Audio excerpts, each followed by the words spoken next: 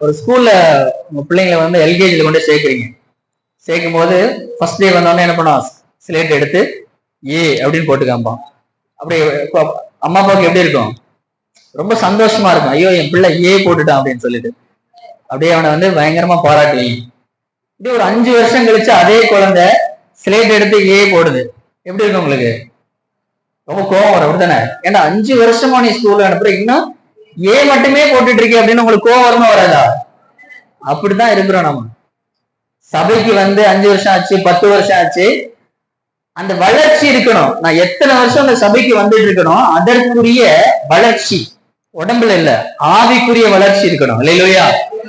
அப்ப இந்த ஆவிக்குரிய வளர்ச்சி, இப்ப உங்க குழந்தைங்க வளரணும்னா என்ன கொடுப்பீங்க பிள்ளைங்களுக்கு? சாப்பாடு, நல்ல சத்துள்ள உணவு கொடுக்குறீங்க. அதே போல நம்முடைய ஆவிக்குரிய வாழ்க்கைக்கு நம்மளை உயர்த்துவதற்கு, நாம் வளர்ச்சி அடைவதற்கு இந்த வேத வாக்கியம் தான் நமக்கு உணவு. இல்லையா?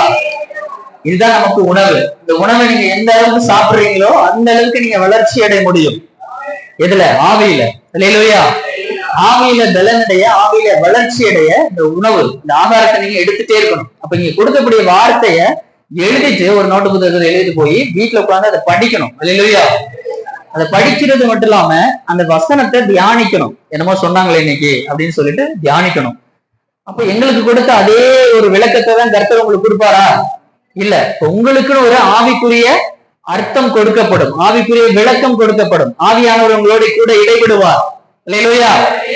ஒன்னே சொல்லக்கூடாது இந்த பாஸ்டர் தப்பா நடத்திட்டாரு அப்படின்னு. ஏன்னா எனக்கு ஒரு விளக்கம் வரும், எனக்கு ஒரு வெளிப்பாடு வரும், உங்களுக்கு ஒரு வெளிப்பாடு வரும். இல்லையா? நீங்களே வந்து ஒரு 6 மாசம் கழிச்சு அதே வசனத்தை படிச்சீங்கன்னா உங்களுக்கு வேற ஒரு வெளிப்பாடு வரும்.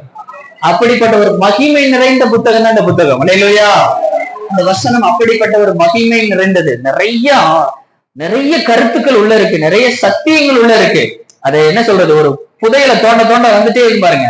அது மாதிரி அதை படிக்க படிக்க படிக்க படிக்க நிறைய புதையல்கள் அதுல இருந்து நீங்க எடுக்க முடியும். இல்லையா? ஆனா அதுக்கு என்ன இருக்கணும்னா உங்களுக்குள்ள அந்த வாஞ்சை இருக்கணும். ஐயோ நான் படிக்கணும், அந்த வேதத்தை வாசிக்கணும், அந்த தேவனுடைய ரகசியங்களை தெரிந்து கொள்ள வேண்டும் அப்படின்னு. இல்லையா?